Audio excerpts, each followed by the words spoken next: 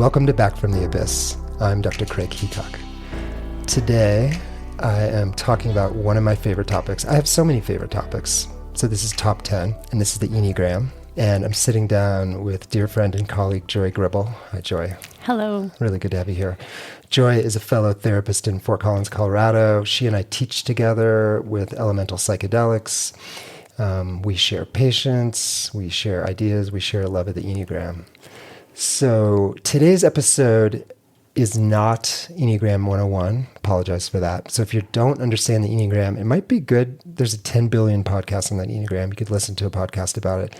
This is really Enneagram, I'd say 201. So we're going to assume some knowledge of it, and we're just going to dive right in because when we talk about the Enneagram, my favorite thing to think about is how does the Enneagram play out in the therapeutic relationship. When I did my inaugural therapy training workshop last fall, bringing therapy into med management, I definitely wanted to talk about the Enneagram. So last fall, Joy came. It was lovely. Nice. And so all the nurse practitioners and one PA got to hear Joy talk about the Enneagram. So now all of you get to hear Joy and I talk about this topic of how the Enneagram plays out in the therapeutic relationship. Why don't we start, Joy, maybe you could tell us, I know you've been a fan, devotee, student of the Enneagram for a long time. Maybe tell us a little bit about how you found the Enneagram and what your relationship's been with it over time. Well, first of all, it's one of my top 3 topics to talk about. It's your top 10, but I was introduced to the Enneagram while I was studying an organic farm in New Jersey when I was 18. And at that time, I tested as a 7, which is really common for that time of life, for people to mistest as a 7. And it felt so right and spot on that I just wanted to learn more. And luckily, after that, I was living in the Bay Area of California, where there was lots of Enneagram talk. A lot of the major teachers were living there. So I just kept diving in more and more. The Enneagram and I have been very close friends for 29 years. And how and in what ways have you brought it into your therapy practice? Well, originally I didn't. It was mostly for personal reasons, and I feel like I really explored it personally with friends and family and mostly myself for at least the first 10 years. But then I started to see how much it was helping me in my own personal relationships, seeing people more objectively, seeing myself in dynamics, and it seemed like a natural progression. You know, I had found myself pondering people and wondering what number they were, and then it became obvious, and through that tool, I was able to help them more quickly and efficiently and deeply. And so since then, I've just brought it in more and more. And most of my clients know their number. Do you do that like as part of the standard intake? Like have people do the Enneagram questionnaire? Or is it more case-by-case people you think that you are curious about them or they would be helped by it? I would say 80% of the people, it feels like standard intake. But sometimes it's not relevant. You know, if someone is terminally ill or in crisis, it doesn't feel like the thing that's in the forefront. Mm-hmm. But for the most part, I do, just because it helps me to more quickly see them and help them. Mm-hmm. So it's not, I wouldn't say standard intake, but it's often in the first few sessions. Yeah. I've thought about maybe having everybody do it at intake, but what I usually do is something, if I'm feeling stuck or if I'm asking myself in sessions, like what is happening, or then I'll ask people to do it. Mm-hmm. And then almost invariably when I have people do it, I think, why don't I have everyone do it? Yeah, I know. Why did I? It's like ordering a sleep study. Whenever I order a sleep study, it's almost always I think, I should just get a sleep study for everybody. Yeah. So today I thought we'd just focus, kind of a narrow focus around the types. And so lots of therapists listen to this podcast, lots of psychiatric clinicians, a lot of people who've been in therapy as a client-patient. So I thought we'd just go through each of the types and talk about the Enneagram type as therapist, both strengths and challenges in that position, and then other side of the couch, that Enneagram type as patient-client, what are the strengths they bring to the therapeutic relationship, and what are the sort of challenges, blind spots that their Enneagram type might bring to the relationship. Sounds perfect. Good. Should we start? What do you think? Do you want to start with 1, or do you want to pick something further along in the continuum? Yeah, let's start with 1. Okay. Maybe each type too, or each type also, you could just give just kind of a brief reminder to the audience of what that type is and sort of, kind of elevator speech before we dive into how it applies both therapist and patient. Okay, perfect. Okay. Yeah. So, number one, they always have a name, and this one is the perfectionist. They like to do the right thing. They can be critical of self and others. They love structure and routine. And I think a lot of teachers say that the main two things to focus on when you think of a number are what are the core fears and defense mechanisms. If those don't resonate, then that's probably not your number. So the core fear of the one is being bad or wrong in some way or imperfect. And the defense mechanism they use is reactive formation. It's when, in case someone doesn't know, it's when you formulate your reaction so it's more socially acceptable. So it's kind of like a laugh when you're upset that doesn't look genuine. It's like forcing the opposite reaction. Is that how you think of it? Yeah, forcing the opposite or forcing the one that you feel like will be more acceptable for other people. Yeah, because the one wants to be right and do good, So it's always like they're forcing a more positive reaction. I think of the ones as being super focused on justice and on fairness. Is that? Yeah, for sure. I mean, I think 1 and 8 both would be, yeah. Yeah, so as a practitioner, a 1, they're going to have a really high moral code. You're not going to have to worry about them and boundaries and what they're doing. And they have a very strong compass, internal compass. And they want to be doing the right thing and serving you well. They're going to have the right practice paperwork. Yeah, for sure. And when there's new things come, like, okay, there's this new law, everybody has to. Oh, yeah.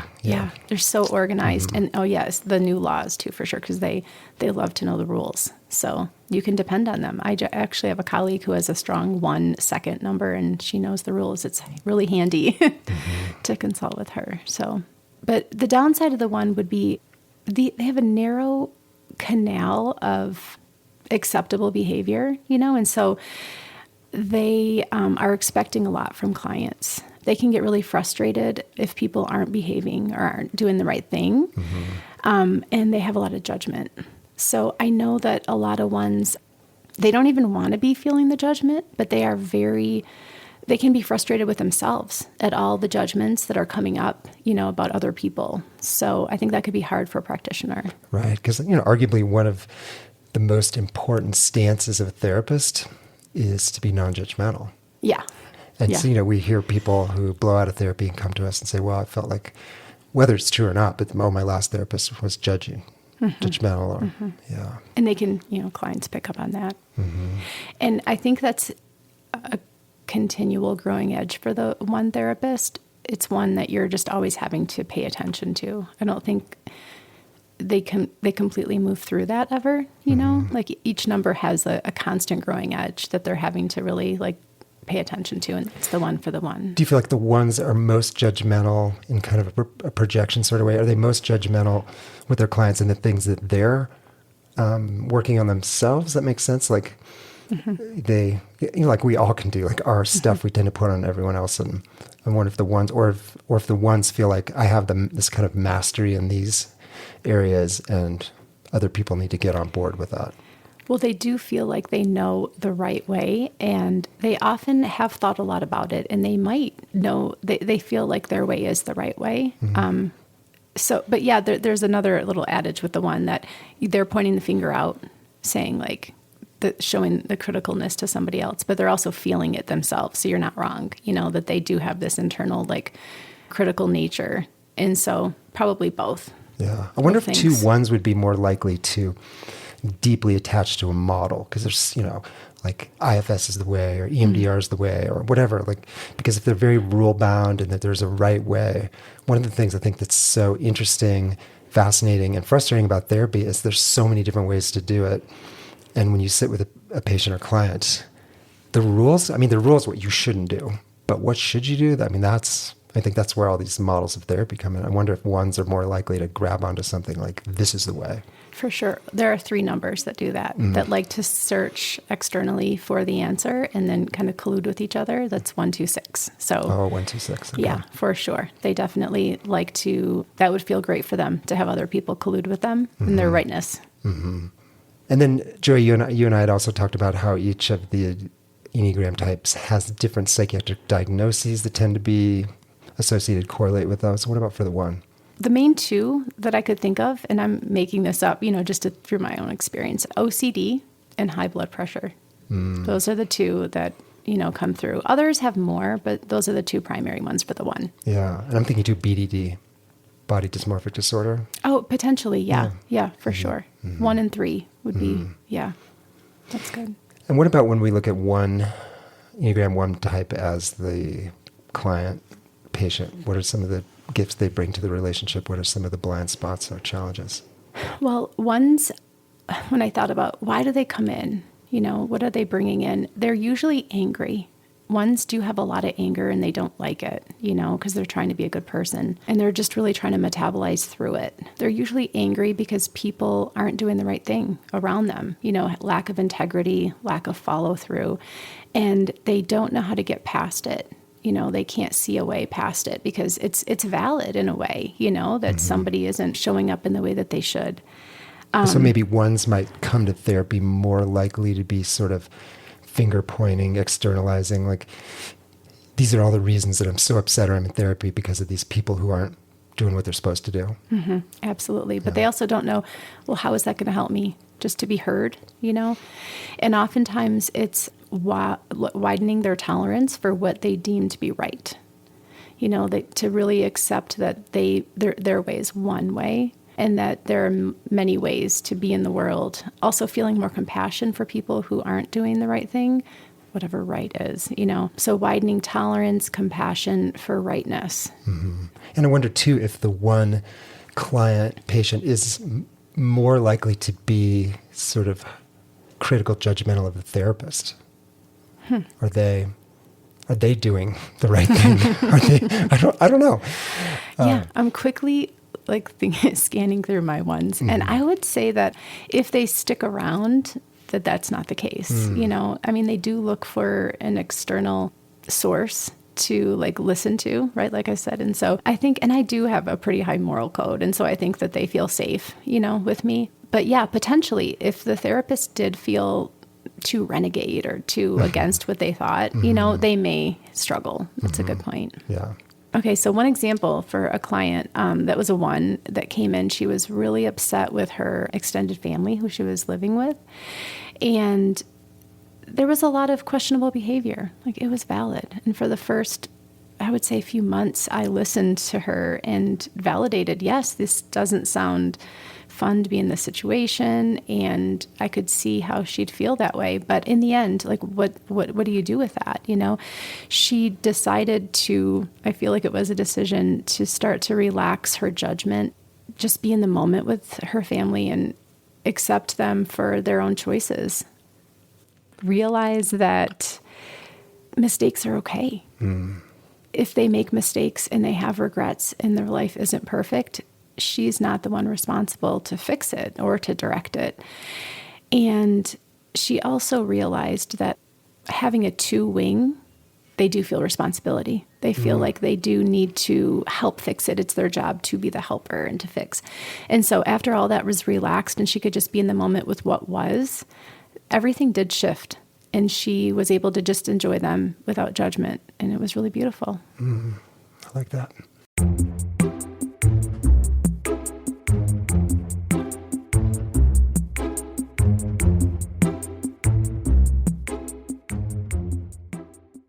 Let's move to Enneagram type 2. All right, so number 2, the helper. There's lots of archetype names for each one, but trying to pick the one that I feel like is the best match. So 2s have high social intelligence. They know how to meet people's needs. They are the best present givers. They see you and they know how to complete your world. They are generous. They're very relational, and so core fear, feeling inconsequential, suddenly not being needed, terrifying for them. And defense mechanism, repression. They're going to push down all their negative feelings so that they continue to be shiny for people and desirable. And so that repression is constant. Anything they're feeling, they're just pushing it down and not being aware of it. My sense is this is probably the most common type for therapists. I've thought a lot about that since we first started talking, and I would say it's not. I think it's more common for maybe nurses and even teachers, but therapists come in for many reasons. Some are intrigued with the material. Some find it interesting and stimulating. Some people, like 8s, are strong and advocating for others. So I think I don't see a lot of 2 therapists as colleagues. Pretty even. That's really interesting. It is, yeah. So what do helper therapists, what are they bringing to the table that's helpful? What's maybe going to show up in ways that's going to make things difficult for them? A lot of the descriptions are on the low side, right? When you're sharing all of the heavier elements to the Enneagram. And so the high side of the 2 is they care. They are relational. They want to be in relationship and they want to serve. And so if they aren't encumbered by some of their own issues and dynamics, they're going to be like a very good partner in the relationship, genuinely wanting to see the healing. But the downside, they have this really interesting undercurrent that they don't usually see. And even if I point it out, it's usually hard for them to see, like they deny it, which is they're getting something really strong from their giving. It's serving them in a way, in a bigness that they don't acknowledge. It's serving their core fear. Exactly. Yeah. Out of all the numbers on the Enneagram, I think the 2 looks the most giving and shiny and has the darkest shadow. It's a big statement, I know. Mostly because people just love the 2 and love to get the perfect present, and so it's hard to deny. So in that same vein, 2s may, as a therapist, succumb to boundary crossing, overgive. Kind of whatever it takes. Like exactly. If this patient needs something I wouldn't normally give. Yeah. But that's what they need, at least in my estimation, sure. That's what they need. Yeah. Yeah, absolutely.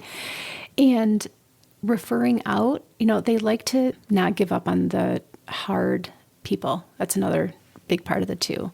So if there's a hard neighbor, that no one likes, they're going to keep doing things for them and trying to win them over. So just a part of the 2's, personality. So I think they have a hard time referring out and saying, hey, this isn't for me. This one is beyond me. Or the relationship has a problem and it feels like a boundary crossing and we need to look at it. They'll have a hard time with all that. They want it. The challenges feel really, really stimulating for them, and they want to keep trying. Yeah, because if their core sense of worth or being or lovability comes from helping, right? If there's someone that they can't adequately help, that, as you said, the shadow of that is that there's something absolutely broken in them or something deficient. Yep. Yeah. And also they love to be needed. And so sometimes I wonder, and this is obviously not everyone, but I do wonder if sometimes it's hard to start to reduce sessions and sort of graduate people out because it feels good to be needed. So that can be hard, harder for a 2 than other numbers. What about the 2 as client-patient? So 2s as clients come in because they're frustrated that they're not, having reciprocity in their lives. They've given oftentimes for a lifetime and not received. And they don't really understand why.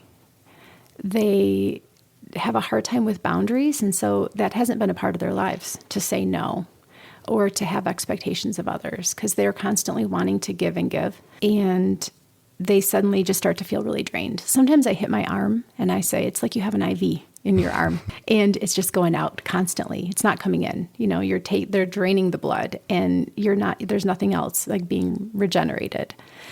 So yeah, they usually are upset with the people around them and sometimes can't find one relationship that feels reciprocal. And I wonder too, in the therapy relationship, it is by definition, by the container, it is non-reciprocal. I mean, the relationship is there to help the patient-client.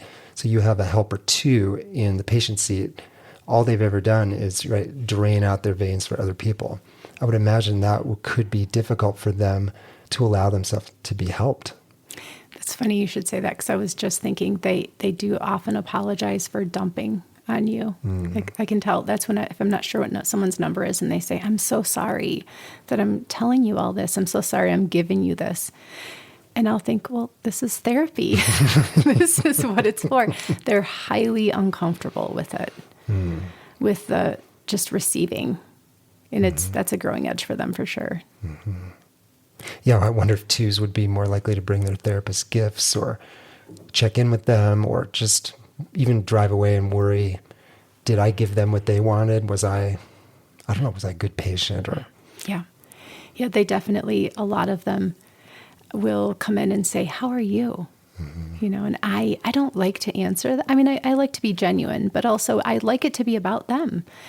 And I'll answer what I feel appropriate, but it's the twos that ask. And then they'll say, I just feel like it's so one-sided. They'll acknowledge that, and I'll say, it is. That's what it's for. We're reversing the IV. Yeah, exactly. For this hour. Yeah. We're going to put it back in you. Exactly. Yes, exactly. So some diagnoses, codependence, for sure. They don't really know how to be not in relationship. And then two that I'm hesitant to say, but then I've always been received well when I've said it, are autoimmune issues and cancer. I never mean to put that on someone as if like that was your fault. Those are some threads that are often, wound through the two because they are depleted and don't know how to meet their own needs. And sometimes it does show up physically. Yeah, I mean, that makes so much sense, like in a Chinese medicine standpoint, just thinking qi, that being an unhealthy helper too, you're just draining a lot of qi. Yeah. You're draining a lot of energy and spirit, and then would it be such a surprise if your body started attacking itself or your body broke down, if your immune system went haywire? I mean, that actually makes total intuitive sense. Yeah, exactly. So I'm going to go into a couple clients. Yeah. Just little mini examples. One is somebody that I don't feel like I really helped. I was able to help her see herself, but not create the change. That was someone who was in middle age. And in middle age, you're sort of sandwiched between aging parents and older kids sometimes. And she was getting pulled from both ends. And it was very draining. She was depleted and she was having a lot of physical issues, actually. In the end, just to summarize, I think the allure and draw that she was getting, the confidence she was getting from being the caretaker from so many people was worth more than her health, at least in that time. And so we parted ways and she continued on doing that. What a good example. When we treat someone, we kind of kid ourselves when we think we're just treating that person, but so often they're in a system, they're in patterns, they're in relationship symbiosis, and for them to change, right, everything's going to have to change in their closest relationships, and some people are just not able or willing to have that happen. Yeah. Yeah. Then another really quick example was a younger woman who knew she was a 2, and she was constantly perseverating on her relationships. It was never about herself. It was always in conjunction, thinking in her mind about how each of the relationships was going. And she just needed to be alone. 2s need to be alone, to be with just themselves. If one person is in the room, they're going to focus on them. And so she went to Europe for the summer, and she mostly traveled alone. And she learned about herself. She met herself. It was really beautiful. Love that.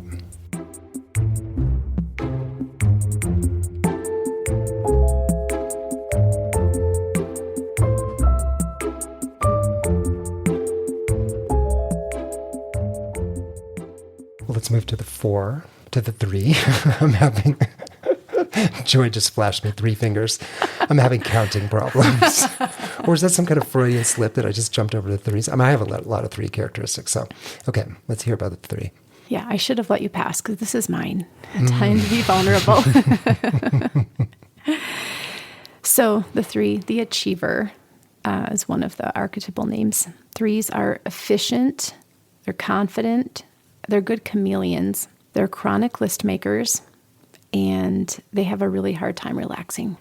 Their core fears being inefficient, incompetent, and unmasked. I know those 3 are different, but they're all very valid for 3. And then most commonly used defense mechanism, identification, which means you're creating this image and then over-identifying with the image versus your authentic self. You've never done that? No, never. I just want to make sure. Okay. Yeah, no. So, boy, you can speak with real authority on this. So you, as a 3 therapist, what do you feel like you bring to the table, and what do you have to be really vigilant about keeping an eye on? Well, I'm a hard worker, and so I really care. I put all of myself into my work, my clients, into seeing myself and study, learning. So I feel like I do bring a lot of power and awareness. But the downside, I would say burnout. Burnout. And also 3s, I've known my number for a long time, but 3s craft an image of what they want people to see, and sometimes identification. They're over-identifying with the image, and it may not be authentic. So I think some 3s can show up in a way that feels inauthentic for their clients. The persona they've crafted isn't really a true authentic match, and I think that the clients can see through it. It's almost like your therapist becomes like the super therapist, or like the ultimate therapist, or the prototypical therapist. Absolutely. And the patient sitting there thinking, Yeah, this doesn't feel quite right. Yeah, absolutely. I think crafting an image is always going to be a part of a 3's life, and crafting the most authentic image that serves your truest self is the goal. And then the client will see that you are projecting something that is true versus something that's a persona. Mm-hmm. So what do you think it's changed? Let's just bring it back to you. What do you think's changed maybe sitting with you now versus early career, when you maybe had more of a crafted image and you were less able to be authentic with people? Well, it goes back to when I first realized I wasn't a 7. I remember where I was when I took the test, Riso Hudson test. I'm sure lots of people took that one. And it pointed all signs to 3. And it was like a dark night of the soul moment. Knowing that I instantly saw the false persona that I'd crafted according to who I was with. So at the time, I was working as a social worker in Oakland, California, and sometimes I was working with homeless people, and sometimes I was working with lawyers, and I could see the chameleon nature, which helped me, but it also is very, at times, not authentic for me. So through that test, it felt like I had gotten into the matrix, and seen my true self. I mean, for a couple of years, it was pretty hard, actually. And then I had a moment of what is authentic? I think 3s ponder that. What is authentic? How do I know? And so I started a list, of course, as a 3. And at the time, the one thing I knew for sure was I liked John Denver. It never mattered. I was a big dork in high school. I liked him too. I wanted to beat John Denver when I was little. You did? I did. He was in Aspen. I was in Grand Junction. Yeah. He was just up the road. Oh, yeah. That's sweet. Thank you for that. But so, it was a list of what is true for me and how do I know it's true? So at the time, I could see myself being, as a mental health professional, just more chameleon in what people needed, how they needed me to show up. And now it's transitioned into how I can show up in my authentic self, values, image, desires, passions, all of that. Mm-hmm. It's taken a long time. Mm-hmm. How about the 3 as patient-client? Just in general, and then again, I'd love to hear your own experience being on the other side of the couch. So 3s often come in because of some big emergency. So I don't see a lot of 3s. I was actually thinking back. The ones I do see come in an emergency, start to take it apart and help with some perspective, and then they leave and they work on it on their own. And that might be okay. A lot of them also have burnout, and they'll complain that they're too busy. And we'll make a plan, and they will implement the plan and then find new things to fill their lives. This is a cycle for the 3. So if they need to reduce work hours and they need to go from 40 to 30 hours a week, then they'll start volunteering for 10 hours So this space is very intimidating for them. So widening their tolerance for space. 3s are doers. So the not doing is really hard for them. And what about for you when you've been in that role? Yeah, I still am trying to widen my tolerance for, for space. And what I've realized is if I go on vacation, if I can have 2 hours of spaciousness, it doesn't have to be the whole vacation. I like to plan my vacation days. I like to plan my days off, but I think it's unrealistic. Like I recently was working with someone and they were sick and they wanted to go home and they couldn't. They have some high 3 in them. And I thought, well, can you just take 3 hours? Can you go get soup from Whole Foods and watch a show? You have to realize that you're not a 9. You don't know how to chill for a whole weekend, but you can pepper in time, and that can be rejuvenating enough for a 3. So I've definitely built that into my life. Downtime. What about diagnoses that are correlating with the 3? So narcissism. That feels fun to say once you know I'm a 3. Actually, I definitely, I'm happy to tell people that there are some qualities in me that I see, that are narcissistic, like self-referencing. And so I think that's just helpful. De-vilify it. Burnout and eating disorders. Why eating disorders? Well, because they're so focused on image and what does our culture value? Thinness or well-toned bodies. So I think they're attuned to what's valued, and then they try to achieve it at all costs. I can eat cleaner than you. I can eat less than you. I can for sure restrict better. Oh yeah, all of that. Very competitive. Yeah. Yeah. For sure. Do you have a client example for? I guess we don't have to tell him. Do you have one for 3? The client examples I have are pretty short-lived. I definitely feel like I've done some good work with 3s, but it's been maybe for 5 sessions. I will say, though, the one thing about clients is they will also double down on what's not working. And I think this is common through the Enneagram. So 3s will double down on doing, even though they're doing too much. They think, if I just do harder. 6s double down on thinking, even though their thinking's not fruitful. So that's a thing for 3s to pay attention to, there's 3 centers, if you know the Enneagram: head, heart, and gut. And the gut does. And 3s do. And if they can get themselves into their heart or head, that will serve them well.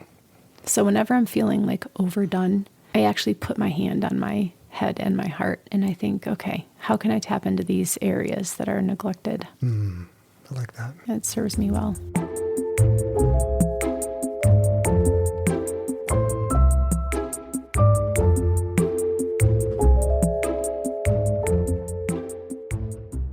Should we move to 4? Yeah, let's. The 4, the romantic.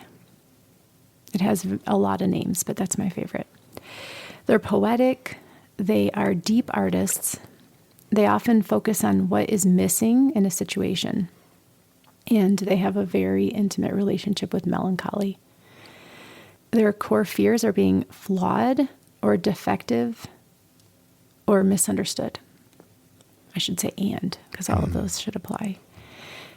So in that same regard, a lot of 4s will say, is something wrong with me?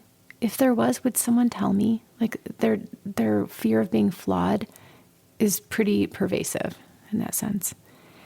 And their most commonly held defense mechanism and used is introjection, which is complicated. It's the opposite of projection. So basically, if they're in a room, they're taking in and embodying anything that might be felt about them. So if they think someone thinks that they're not intelligent or not doing enough, they will own it to be true. It's almost like they're a sponge. They're a sponge. They're soaking up what they perceive in the room. And then the sponge becomes their armor. I've already felt that about myself. You can't hurt me. And so this is one of the biggest things with the 4 when I work with clients, is they have done that for a lifetime, absorbed every possibility, and then owned it to be true. And most of them aren't. Maybe some of them are. 20%, 15, but most of them aren't true, and they've used them as armor. Clients as 4s, they're definitely stuck in their melancholy. If you want a diagnosis like dysthymia, I feel like they are really connected to it, and in some ways it's served them well. They're inspired. They're artists. The sad artist is such a strong archetype, and imagining letting their melancholy go is scary. They wonder if it's too much a part of themselves. It's like a sad beauty that they identify with heavily. And so realizing that they can be deep and profound and contemplative and shed some of that melancholy is a growing edge for the 4. I love that growing edge. That's such a nice image and term. Yeah. I also find that as children, a lot of the 4 clients were told that they were too much. Their emotions were too much. Like parents, especially, let's just say 40, 50 years ago, didn't know what to do with a really emotional feeler. Mm-hmm. And so a lot of 4s pushed that down for decades and masked their emotions. And so sometimes when they come in, it's the first few months are just tell me all the feelings, get them out. There's a flood that's been withheld for a long time. And then I think when they get to the bottom of that, they can start to release it. And it's never my melancholy is always going to be a friend of the 4, but maybe not so intimate, or there's more feelings that are brought in. Mm-hmm. Do you find many 4s coming to therapy? Yeah, I do. It seems right. It seems like a client type. Yeah. Oh, for sure. Yeah. For sure. I think the most, I was thinking about this, probably 2s, 4s, 6s, and 9s are the most common numbers I see in therapy. 4 for sure. Mm-hmm. A lot of, going into diagnoses, like a lot of dysthymia, depression, borderline, and bipolar. Mm. Or at least those are the diagnoses they may have received. But I think, sometimes borderline and bipolar could just be big emotions. Yeah, exactly. Yeah. Or trying to push them down, then they resurface and push them down because that's what they were taught to do, and then they resurface. I call it waviness. Mm. So, yeah, those are the most common diagnoses for 4. How about therapist as 4? So the 2 things I was thinking about as far as therapists, 4s are so good at feeling, but sometimes they don't realize it's time to get out of this emotion. They're kind of stuck. They're really comfortable being stuck in the muck. Mm. And I don't know if they have a sense of when a client needs to be pulled out. Okay, you've been crying on the couch for 6 months, and I loved witnessing it, and now it's time to just take one step out. Mm-hmm. I think it might be hard for a 4 therapist because they're so good at just sitting where you're at, sitting in the emotion and comfortable. It's the beauty. It's the beauty of a 4 therapist, yeah. and the maybe the growing edge, not knowing when it's time. Yeah, because I think of good therapy as sort of alternating between feeling, thinking, and doing. And so I could see what you mean, that a 4 therapist could just get so stuck in the muck of the feeling that they're missing the opportunity to sort of shift into a more reflective realm or an action realm. Yeah. Absolutely. And the other piece, I think, 4 therapists are going to have introjection as well, where they may have some low self-esteem and not really believe in the power they have with a client. So I think that can be, I've seen that with a few 4 therapists too, of just believing in themselves and shedding some of the negative self-talk as a therapist too. Mm-hmm. Do you have a 4 client story or anecdote? I do have a person in mind, but I also feel like it's such a common story for 4s. This person had been feeling a lot of emotion and felt strange about it for a lot of decades. I think she also was experiencing some ancestral trauma. And we actually did a lot of ketamine with her, and she metabolized through all of these darker emotions and feelings and family generational trauma. And then on the end, she literally found beauty. Like she almost metabolized her melancholy into beauty. And she's an artist and, just a lot. She's light. Things shifted and she just feels lighter. Yeah, I love that statement. Metabolized her melancholy. Wait, into what you say? She metabolized her melancholy into beauty. Yeah. That's so perfect. Thank you. Yeah.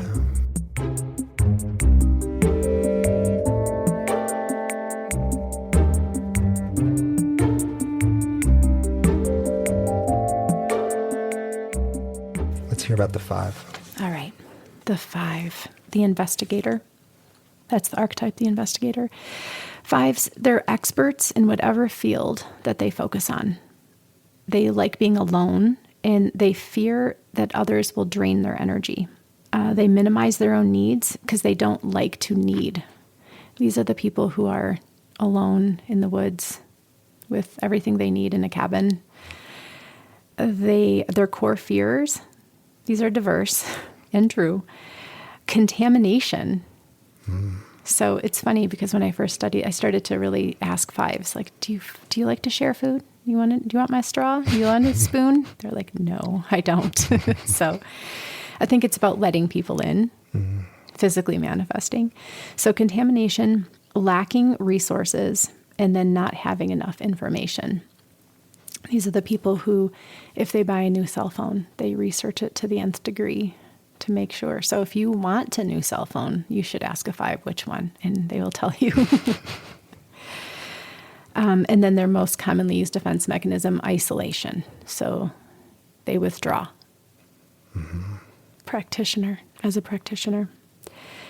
They're the one number that can undershare with other people their own story. They withhold. And so I think, I'm sure as a psychiatrist, you know that it's so helpful to pepper in some stories that are relevant, and they won't. So I think just knowing that they can share themselves with somebody is a growing edge as a therapist. They also intellectualize emotion. This sounds like Freud. It probably. I bet he was a 5. I think it just just the whole structure of analysis. Like they're not looking at each other. Yeah. There's no connection. The analyst is this blank slate. Nothing of that analyst comes in the room supposedly. Absolutely. He's probably a 5 with a 6 wing because they're the nerdier ones. And Jung was a 5, but he was a 5-4. And you can see the difference because he was so much more colorful. So intellectualizing emotions, which can be really helpful for people that are head types and like that. But I think the feelers can sense that they're not feeling along with them. And so that would be a growing edge, just kind of learning how to feel and empathize with clients. It seems like 5s would not be drawn to becoming therapists. I do know quite a few 5 therapists. Or maybe they're analysts. They are. They're more analysts like systems. They like systems. Family systems, or just all the intellectual bits of therapy, probably psychiatry too would be stimulating. Yes. Yeah. So I don't think it's a low number that shows up in the mental health world, but it's for a different reason. So far I'm 0 for 2 for guessing prevalence rates of Enneagram types. That's good. That's why we're having this discussion. No, I love talking to people about, especially just to test my various hypotheses. So no, I love hearing that. Yeah. Well, I mean, for sure, the feeling therapists that are really getting in there, you're right. Those aren't the 5s, so. Right. But if you imagine a psychiatrist, kind of a classic psychiatrist, I think you're imagining a 5. Exactly. Yeah, for sure. Yeah. And then, 5 clients, they're often coming in because, this is my take, but I see a lot of 5s in middle age. And they are feeling lonely.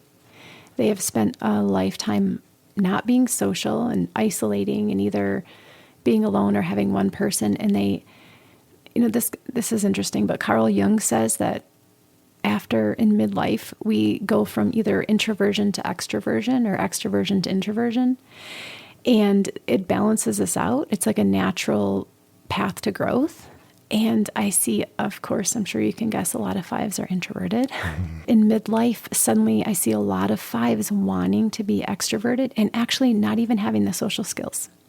Not really knowing how to jump into that double Dutch jump rope game. They're kind of like, how do I do it? When do I do it? And so a lot of the work is just figuring out how to be social. You know, we all have growing edges, right? And so there's no shame in, hey, I've never really developed socially and I want to. Yeah, a lot of role playing and just really being raw and vulnerable about their capacity and how it wants to be widened. And another thing, I think they also, a lot of them are feeling like, hey, I really feel like I'm noticing I'm not emotional. They really start to sense their intellectualization and they want to feel. And I think psychedelic work is, a big heart opener. And so a lot of them are drawn to that, to tap into the heart space. That's so interesting you mentioned that, because I had not thought of that, but a number of people are popping in my mind now who are definitely fives, who are deeply drawn to psychedelic work. Yeah. It's such a sweet draw for them to say, hey, I want my heart opened. That's what they're basically saying, which is really powerful. Yeah. Here's some common diagnoses for fives.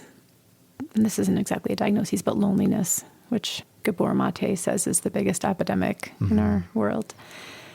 Schizoid personality disorder, and then for sure, autism spectrum disorder. There's a huge correlation there.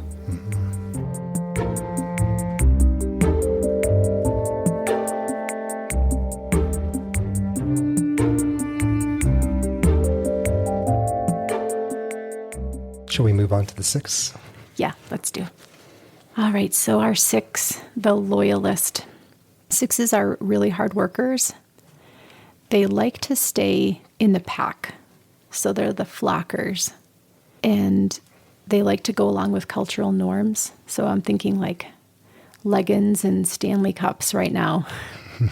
I sometimes I can see the 6s doing what the culture is doing. They kind of just want to hide a little bit. Not hide, but just not be really noticed, unlike the 4.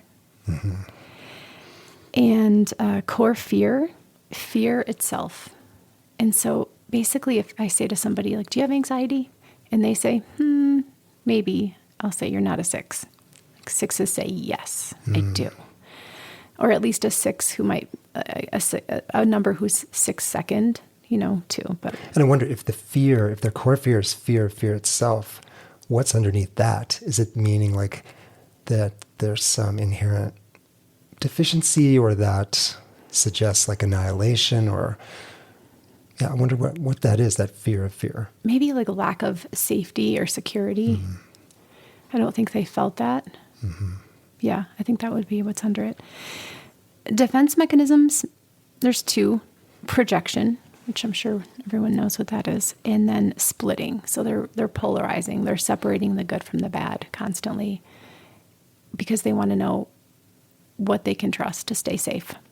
6 clients. This is kind of going to answer that question you just said, what's under the fear? 6 clients, I feel like they come in because they've had lifelong anxiety, rumination, non-productive thinking, panic attacks. And I think I've noticed a lot of times when I say lifelong, I mean in utero.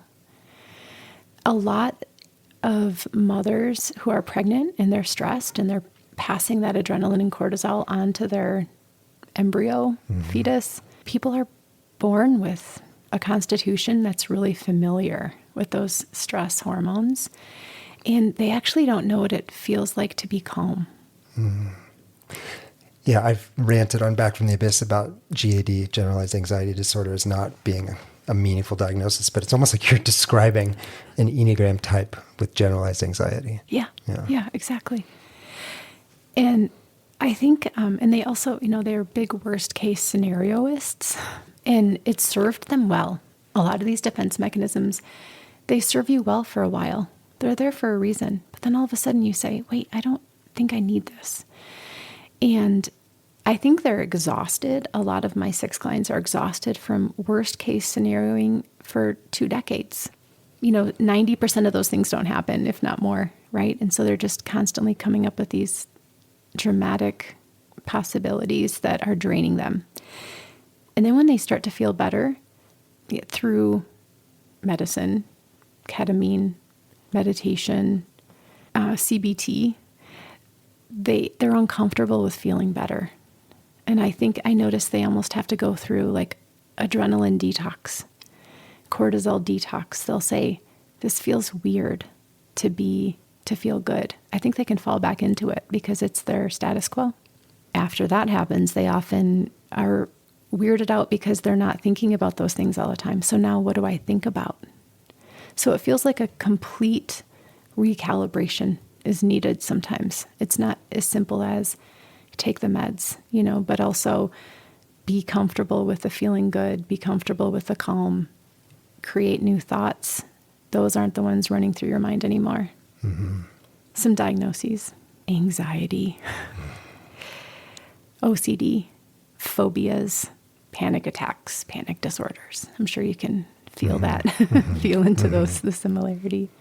So therapists actually that have, 6 in them, if they haven't gotten on top of their own anxiety, that can be really hard for them. They can be really triggered by other people who are feeling anxious. There's going to be a propensity to collude with them. Like, yeah, life is stressful, And I think having them develop their own practices around rumination and stopping it. And I could imagine like a twinning countertransference, because a lot of people come to therapy with anxiety of some flavor. And if you have a therapist, like a 6 therapist with sort of baseline level issue of anxiety, that therapist could consciously, unconsciously really bond or twin in that kind of twinning countertransference, which could feel comforting to the client patient, but also could feel like a little much.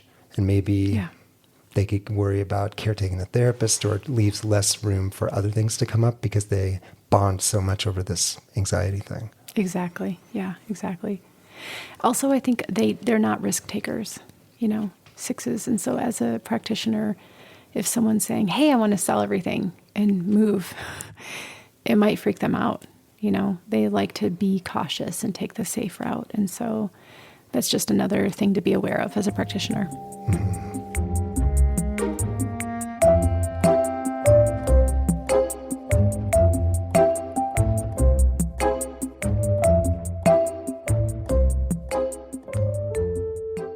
Let's move on to the 7, the type of yours truly. I'm sure I'll have a few things to say about this, but why don't you start? Tell us about the 7s. Yes. So the 7, the enthusiast. You can correct me if this doesn't resonate with you, because I know you know 7 intimately. 7s they like newness and excitement. They can get bored easily, and they're always thinking about what's coming next, nexters. But not in an anxious way. No. In an excited way. Excited. Yeah, excited for sure. Mm-hmm. I always like to think like the party starts when the 7's there. Like I know my 7s in my circle, and the party literally starts when they come. They're fun.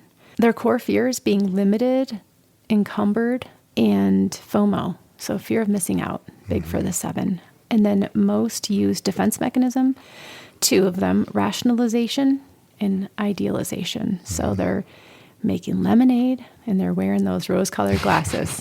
I am nodding vigorously as you speak. Yeah, so I mean, as a practitioner, I'll start and then you can share, but they can get distracted. So if something is boring them, they might kind of check out a little bit and think about something else. They can also reframe negatives into positives too quickly for some people. Other 7s would love that. A lot of other numbers would, but some of them, 4s might want to sit in it a little longer. And then they can be self-referencing and overshare really relevant, amazing stories, like maybe too much, Do you have any thoughts on that? Have you been sitting in my sessions? No, I think about this a lot. I think as a 7 therapist, again, my strengths are my weaknesses. So I would say I'm relentlessly positive. I'm relentlessly hopeful, which again can be a lovely thing to bring. It also can be a ton of pressure and feel overwhelming and even dispiriting or demoralizing to the patient. They think I'm not. They can never match up to what I'm hoping for or expecting. Mm-hmm. I am so open and willing to share that I can easily overshare. I have to be very mindful of that. I'm very willing and wanting to take risks. So, for example, when I do exposure therapy, if people have harm obsessions, I'm all in on bringing big, scary butcher knives to my office, and I'll have them hold them over me or hold them at my back. We'll share food. We'll go in the bathroom and touch things. Ketamine, I've been willing to push doses or try alternative ways of doing ketamine. So I think my patients benefit from my willingness to push the envelope and take risks. And I think that also is sometimes not good. Yeah. Sometimes that's backfired. I work in the here and now a lot, so I'm really not wanting or willing to tolerate too much boredom. And again, sometimes that's what patients need. Silence, I talked about that in the transference episode a couple episodes ago. Silence has been brutally hard for me as a 7 because silence for so long meant I was failing as a therapist, that it was not good or helpful or exciting, or wasn't a session that people were going to go home and remember. It wasn't going to be awesome, because I want therapy to be awesome. I want people to think seeing me is awesome. And so the healthier me 7 has realized sometimes silence is just what people need. Sometimes, quote unquote, boring session is just what people need. So I'm really trying much more in my healthy 7ness to meet people. What do they need? Not what do I want? Because what I want is, as a 7, I want people to leave like, okay, that was the saddest session or the funniest or the most. It was like, it's whatever it was the most. I love to make people laugh. I'll often use that as a test to see how despondent and hopeless people are, if I can get them to laugh. And my worst fear as a therapist in some ways is that people would drive home and think that was a boring session, that wasn't worth it, wasn't worth the money. It was just ho-hum. I want it to be spicy. I want it always to be spicy, which is a problem because some sessions are not spicy. So I've had to really learn as I mature into this work that some sessions are just going to be like 1 out of 5 chilies. Yeah. Some sessions are just on low, simmer, mild, and that's okay. Yeah. And I don't need to crank everything up to 4 to 5 chilies just because I think that will be more interesting or exciting or memorable or meaningful. Yeah, for sure. That's such a good description. And then maybe I'll lead the client-patient thing, and you can add to this. So when I've been in therapy, guess what? Same issues. So I found myself invariably wanting to make my therapist laugh, wanting them to like me, even really like me, thinking like, I hope I was the most awesome person they saw today, that I was the most interesting, the most funny, that they weren't dreading seeing me. I find also not wanting to be a buzzkill, because there are times when I was in therapy, I had hard stuff that was really hard to bring up. And part of that's being in the profession, if you will, in the biz. But another part of it, I thought, I don't want to leave here and they think, gosh, that session with Craig was really boring or drab, or, oh, he was a downer, or he was a complainer. Like, no, I want him to think like, wow, that was spicy. So it's always a challenge to just be as I am and not be in the entertainer mode. Because I think another thing 7s can do, we can be enthusiasts, but we also can be entertainers. For sure. And I was just saying that to a friend the other day. I feel like at this point in my life, I was much more in entertainer mode as a younger man. Now I'm moving, I think, into a deeper, healthier 7 way, where I'm kind of sinking my roots deeper in the ground and using my enthusiasm to get really into a few things and be less about, hey, I want to make you laugh. Or I think I'm less the life of the party than I used to be. I think I'm a much better listener, and I'm much more willing just to sit with quietness with people and just be in quietness, and that's okay. I didn't tolerate that at all. Or even like when I've been in therapy, if there's silence, I'm like, man, we're failing. Like, I bet if we went back all therapy sessions I've had, there's never been more than like 3 seconds of silence, because I was like, no way. Yeah. I'm not going to. Now, if I went back into therapy, I haven't been in therapy for a while, but I think if I could do it now, I would sit in silence, and that would be good. What are your thoughts? Anything you want to add to that? Well, this reminds me of arrows.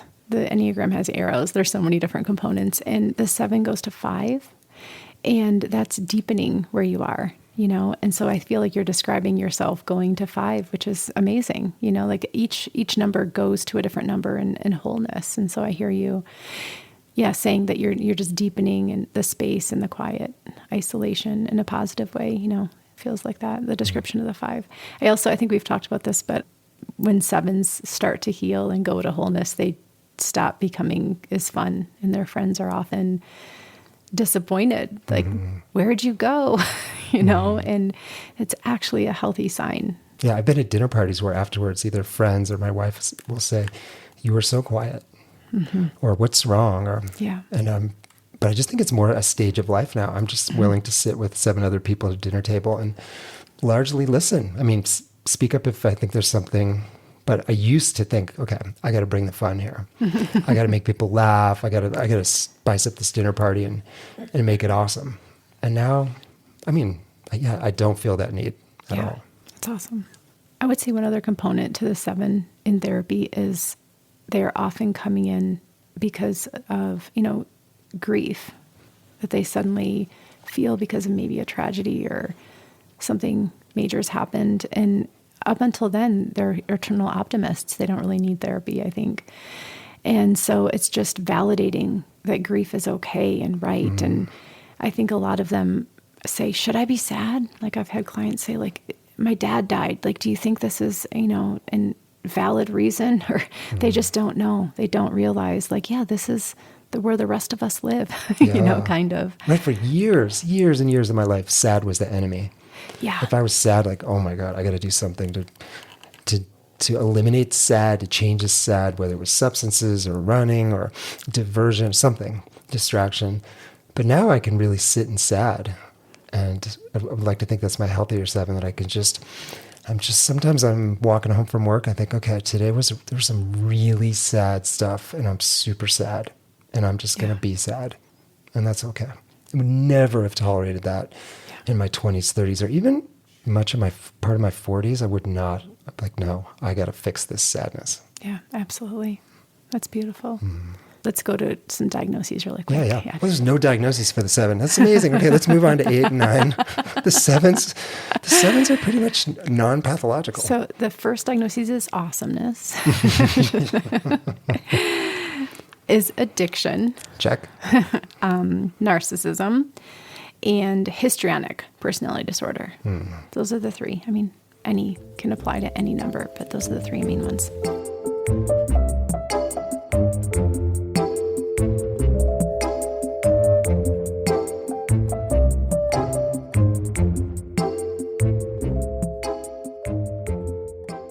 All right, so the 8, the challenger.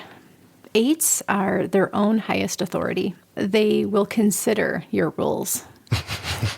So whereas 1s are like, what are the rules? Just picture, going to a national park and the 1s are like, where's the sign? 8s will consider it. They hide their vulnerability and they can be seen as a bully, but this is the image that I was gifted a long time ago and it's still so relevant, which is they're like a marshmallow wrapped in barbed wire. And so I just want to poke that little center, it's gooey in there and people forget because they're so hard on the outside. Core fears, being vulnerable, powerless, or controlled. And most commonly used defense mechanism is denial. So they're going to push down and repress their vulnerability. Practitioners, as a practitioner, they have a hard time relinquishing their power. So when you're trying to empower a client, they may still hold the power in the room.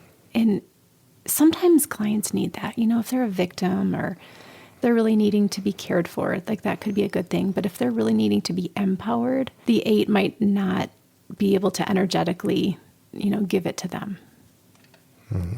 Yeah, that makes a lot of sense. They like to care for a client. Like they're actually when they're in a higher state, they're the most compassionate number. But again, it's like you can be caring for somebody, but then disempowering them by taking care of themselves. It feels good to be cared for a strong 8 who's in alignment with themselves. But the client may, kind of be shielded in a way. And so it's in the same vein as the first description, but does that make sense? Yeah. I just had this image of like the 8 therapist like being your warrior who will fight for you. Like in Game of Thrones, how you could pick somebody sometimes to go in and fight, like pick your person to fight your battle for you. Like the 8 could be in like, oh, there's my therapist. Like, and they're like fighting for me, standing strong, and which is awesome. But also like they're doing it. They're doing the work. Exactly. Yes, you're going to pick the 8 in the Game of Thrones. I want the 8. You're going to pick the 8. Yeah, and the other piece is they can be harsh in their advice giving. So they don't realize that their delivery is important. And so that's another thing for the 8 therapist is having some intentionality about what they say, just a little caution, a little nuance. That's another growing edge. Listeners, on that note, you should hear some of the feedback Chris gives me as we're in the process of editing. And I'll get these. He's an 8, very strong 8. And yeah, he is there. Yeah, he's marshmallow inside. But boy, yeah, some of the barbs that come back, and he means well by it, and he gives amazing 100% right on feedback. But yeah, sometimes I have to take a breath. It's like, okay, thank you. Thank you for your honesty. It's interesting because there are 3 assertive numbers, 3, 7, and 8, and usually those numbers receive the assertion well, and other numbers are scared. So the fact that you like it, you're a 7, you know, you like, I'm sure you like to be direct, you like to receive direct, you know. So if Chris was telling a 9 all the things, it would be brutal. Yeah. That would be a failed podcast. I don't think that would work. Yeah. So 8 clients are coming into therapy because they're losing connection to other people because people are seeing them as mean or being a bully, and it's bothering them. There's 2 things that I tell 8s. There's 2 practices. One is the sacred pause. So before you respond, take a second, take a breath. Think about maybe your intention or what you're wanting to get from this exchange. And the second thing is having a slightly nuanced approach. So instead of, you know, giving it to them like a dagger, you know, give it to them like a stick. Just slightly nuanced. And sometimes when I tell 8s this, they stop and then they kind of giggle with resonance. They're like, yeah, this is totally what happens. And then a lot of them change. You know, they can, it's actually not extremely hard to implement once they see it. So there can be a lot of growth for 8s once they see just delivery, you know, how they don't realize how they're being received. It's lost on them. They're confused. Why does everyone think I'm mean? Yeah. It is like the healthy 8 would kind of give feedback as a soft pitch. But they tend, I think, to throw a fastball. Yeah. And it just comes in blazing and it's just, whew, wow. Okay. Exactly. Yeah. So I actually have a lot of success, you know, with 8s seeing themselves and shifting, which is it's really awesome. Another little adage for 8s is how much is enough in any regard? Just a little bit more, a little bit more, a little bit more work, a little bit more beer, a little bit more shopping. You know, they have insatiable hunger. And so this is another growing edge for them, for sure, as a client. To know when is enough. Yeah, exactly. And then diagnoses, intermittent explosive disorder.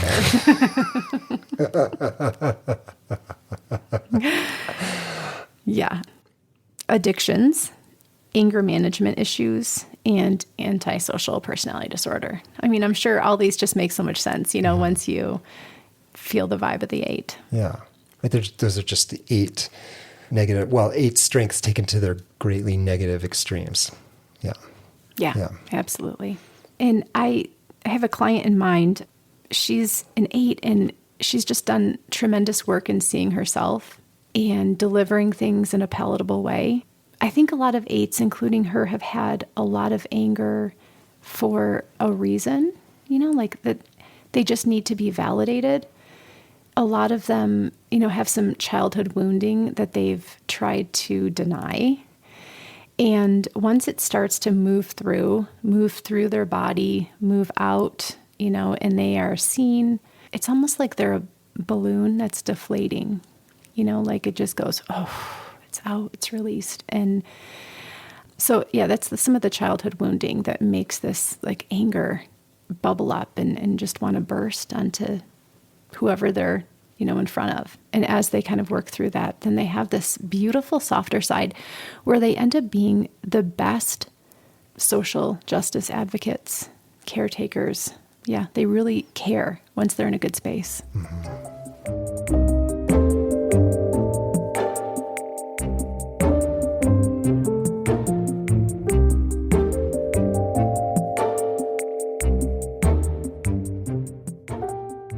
All All right, our final number, the 9. All right, the 9. The 9, the peacemaker. 9s are really easy to be with, mostly because they merge with whoever they're with or wherever they are. So they're mergers. They don't like conflict, and they avoid conflict at all cost. This can lead to a lifetime of merging and going along with others because they don't want to stir the pot. They have a core fear of being shut out or losing connection. And their most used defense mechanism, dissociation. So they're floating in the clouds to escape the conflict. As a practitioner, they can have a hard time instigating those hard conversations. They definitely avoid them or think they're planting seeds for them or trying to do a workaround to have these hard conversations, and they might never get to it. That can be a growing edge for the 9. Which, again, arguably is one of the most important things that happens in therapy. I think therapists should be saying the things that maybe nobody else is saying. They should be calling out the elephant in the room, holding the mirror up to the client patient to show them that this is what they see, and maybe other people are not willing or able to mirror that to them. But I can imagine the 9s could really struggle with that. Yeah, for sure. And also, if they disagree in any way, they're having a hard time saying, hey, I don't think you should do that. They don't want to, cause the conflict. And more of just a practical matter, they can be procrastinators. So they can get behind at work. They can get behind doing notes or, some of those follow through because they get overwhelmed and then they dissociate. So procrastination, inertia, for a practitioner can be hard. Yeah. Or holding the negative transference. I mean, I think that's hard for all sorts of people, whatever your Enneagram type, but I can imagine if your core sort of drive is to be a peacemaker and someone is putting their negative transference all over you and you're feeling that, they could go into dissociation or peacemaking. If they could stay in awareness, stay in the here and now, they might do whatever they can to divert to a place where they're not having to take on the patient's anger, resentment, or abandonment stuff or whatever, because it's just too painful. Yeah, absolutely. Absolutely. 9 clients are often coming in because they're stuck. They say they're stuck. They're stuck in inertia. They don't know what's next. And oftentimes it's because they don't know themselves. Whereas a 3, it's similar, but the 3, is chameleoning and has a lot of options and isn't sure which one is the most true. But 9s have merged so long, and so they can't really extricate what is theirs and what's other people's. And so they don't know how to move forward. They don't know how to make a decision. Those are some major problems, that the 9s are often facing. And sometimes I'm just telling them, what's the next right thing you can do? Like, what's the next right step you can take? Or what's one thing you know about for sure about yourself? Or if you don't, fake it. Like, choose the restaurant, choose the vacation spot. Sometimes they just have to practice because it's the decision making and knowing self is a growing edge for the 9. Also, just practicing courageous conversations too. It's lots of just practice getting more tolerant of conflict. They have to widen their tolerance for conflict and for things not being copacetic. And then some diagnoses: dissociative identity disorder, overuse of marijuana, depersonalization and derealization disorder, depression again, and avoidant personality disorder. Those are some common ones I see, but those don't surprise you. No. And then a client example. I did have a client a few years ago who came in and wanted to break up with her boyfriend for 4 years. And she didn't know how to take the next step out. She didn't know how to not feel like she wanted to feel the peace of just being in it. It was more comfortable. She wanted to leave a job for a few years. It was just stuck, such inertia. And so we had to talk about how do you make decisions and what are those founded on? How do you know it's right? We'd look at how much energy is lost in stagnation. They feel that when they realize wow, I've been drained all along staying in this murkiness, it can really help light the fire. Just discovering who they are helps because it helps know why they're making the decision. Like, who am I? Who am I showing up in this relationship? Why do I need to leave? So some self-discovery helps move that inertia along. Mm-hmm. What a lovely wrap up of the 9 types. Nice work, Joy. Thank you. Yeah. I was going to say, too, as we were kind of wrapping up here, I was just thinking about the Enneagram. I was thinking about models. And, I would argue we all as humans, as therapists, we need models to try to make sense of what's happening around us. And I think it's important to recognize they're models. Like IFS is a model, internal family systems. The periodic table of the elements is a model. The Enneagram is a model. And I think some models resonate with us more than others. I'll just speak for myself. I think what resonates for me the most about the Enneagram, I love that there are not good types or bad types, that all types are you kind of on the healthier end or the less healthy end? I love that because with my patients, I'm often asking them, what would the healthy you look like, the healthier you? Because a lot of times we're all comparing ourselves to other people. Well, this is, if I had a good life or happy or joyous, I'd be like this or this. I'm like, no. Like, let's think back. What is the healthiest version of you? And that's also so Enneagram. And also this idea that our strengths are our weaknesses. And again, it empowers people. Because I think other models might be like, well, I don't have these qualities or I can't get these things. But the Enneagram is like, no, you have these tendencies and they're not bad or good. They just are tendencies. And depending on how you use them, play them, you can use them in a really healthy way to have a meaningful and positive life, or you can let your strengths take over and overwhelm you and become an unhealthy version of yourself. Yeah, I love that. That's so true. It's just an objective perspective. Hey, this is what you're bringing to the table. How do you want to manipulate it? How do you want to shift it? It's just information. Mm-hmm.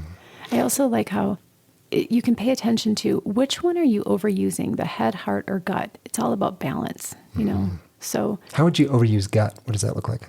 Doing. Oh, doing. Okay. Yeah. Overdoing. Mm-hmm. I've never done that. Yeah. Over moving, not sitting. Mm-hmm. Yeah. Well, thank you so much for coming to do this. Yeah, thanks for having me. I know I was thinking of these last few episodes of season 6. I was thinking, like, what do I most want to sit down and talk about? Ding, ding, ding, ding, Enneagram. I thought, okay, I have to talk to Joy. And I called you and right away, yes, for sure.